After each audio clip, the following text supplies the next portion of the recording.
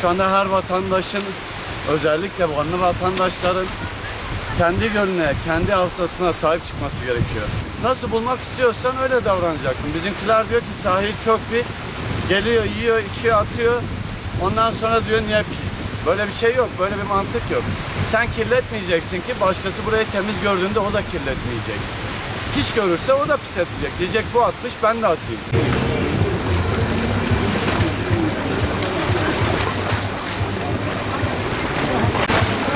Arkadaşlar gruplar biliyor kendini.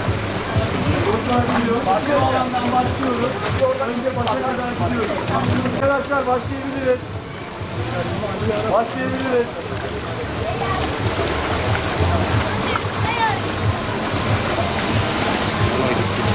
Kadir Hoca.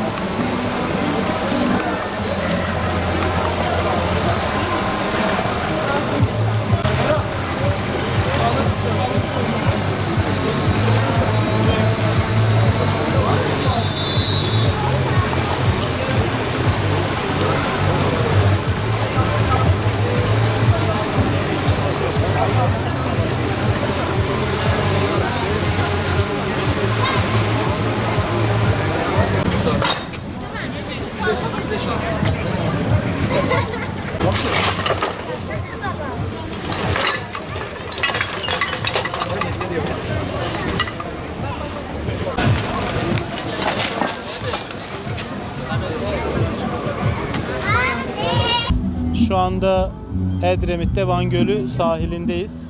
Biraz önce tüm çevre severlerimizle, çevre gönüllülerimizle beraber Lalapaşa sahilinden başlayan çevre etkinliğimiz, şenliğimiz burada nihayete erdi. Yine arkamızda hem deniz süpürme aracımız hem dalgıçlarımız tüm karadan ve sudan Van Gölü'nün ve çevresinin temizliği için bir farkındalık oluşturmaya çalıştık.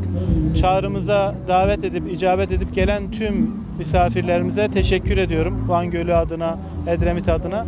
Hakikaten hemen arkamızda duran bir doğa harikası, bize yüz binlerce yıldır miras olarak kalan Van Gölü'nü ve çevresini koruma anlamda farkındalık çalışmalarımız oluyor. Geçen hafta da yine Su Sporları Festivalimizi düzenledik. Bu hafta da çevre etkinliğimiz ve bir festivale dönüştürdüğümüz bu alanda sizleri misafir ediyoruz. Biraz sonra da arkadaşlarımız özellikle dalgıçlar çıkaracaklar. Hakikaten günlük kullanımdan, evsel atıklardan tutun da birçok katı atığa kadar maalesef suyun içine atılmış, kirletilmiş atıklar var. Yine gemi atıklarının da suyu kirletmemesi anlamda siltindiği atıklarını da Edremit Belediyesi olarak topluyoruz. Biz göreve geldikten sonra Sıfır Atık Müdürlüğümüzü ve sıfır atık çalışmalarımıza ağırlık verdik. Bu vesileyle özellikle 2021 yılında Haziran'da Van'ı ziyaret ederek Van Gölü'nü himayelerine alan Sayın Emine Erdoğan hanımefendiye Van Gölümüz adına, Van adına teşekkürlerimizi arz ediyorum. Bu vesileyle de Van Gölü geçen yıl 30 Temmuz'da sit alanı ve çevresiyle birlikte sit alanı ilan edildi. Şu anda da onun çalışmaları devam ediyor.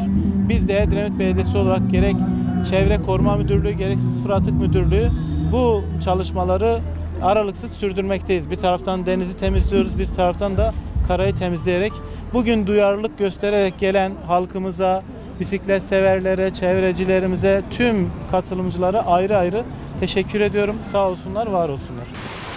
Şu anda zaten elimize kalan bir bu göl.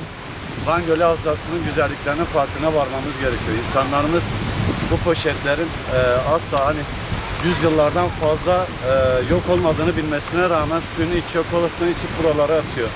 Burayı temiz tutmak bizim hepimizin görevi. Yani Van Gölü'nü mavi tutmak zorundayız. Yani ben öncelikle şunu söylemek istiyorum. Daha önceki yıllardan bu yana, yani 2013 yılından beri Van'la iletişim halindeyim ve sürekli buradayım. 2013 yılında tabii gölün kirliliği daha fazlaydı. Sanki insanlar daha da bilinçlendi, güzel bir şeyler oluyor. Göl suyunda bir temizlenme var.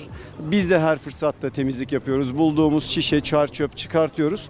Yani insanlarımız sanki göl çevresi güzelleştikçe gölün de içinin kıymetini anlamaya başladılar. Hani daha az kirletmeye çalışıyorlar. Belediyelerin burada çok büyük hizmetleri var. Gerçekten onları da tebrik etmek lazım. İnşallah her geçen gün daha da güzel şeyler olacak. Demek ki insanlar artık bilinçli olmaya başlıyor. Güzel bir şey. Bugün suyun altında çöpler topladık. Kirli bir manzara vardı gerçekten. Lütfen denizlerimizi kirletmeyelim. Çöplerimizi de göllerimize, denizlerimize, nehirlerimize değil de çöp kutularına atalım.